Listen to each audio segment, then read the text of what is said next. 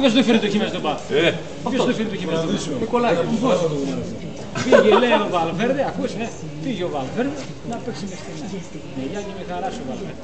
Όταν πάντα Ολυμπιακός θα τον Βαλβέρνde, καλός στον ύπνο, ακούς, τι και λέει να παίξει μέσα.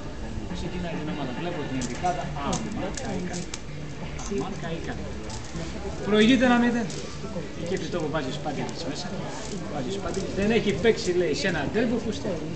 Δεν είναι ο Φουστέρ τώρα και θα εξαρτήσει να πάει. Απλώς ο Φουστέρ τώρα τρέχει μαρκάρει άμα τούτε εκεί πέρα στο πέναλτι. Το βάλω, θα σου κάνω να μην πω. Είχα μια και παλιά.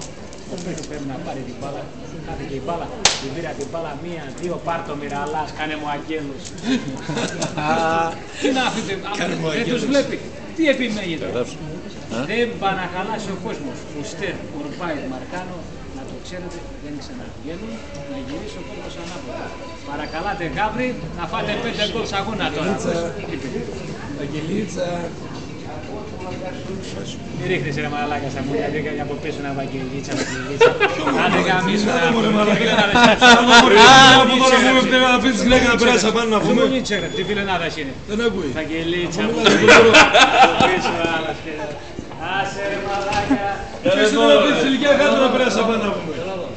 5-0. Καλά έκανε. Σε Βαλβέρντε τώρα κοιτάξτε τι σφαίρα μου. 5-0 να παρακαλάνε κάπου να φάνε 4. Είναι ο πρώτος τηλέφωνο που λέει απόψε φεύγεις. Σύνερθε Βαλβέρντε, σύνερθε να φτιάξουμε τον Ολυμπιακό. Αύριο. Κατά θα κάνω. Έφυγες απόψε. Να κερδίσει ο Ολυμπιακός. Έτσι είναι αργεντάρς, το μιλάτε πολλά καλά. Να κερδίσει ο Ολυμπιακός. Βάζει νερά, πίσω και αυτή το μόνο αγώνα που θα κερδίσει.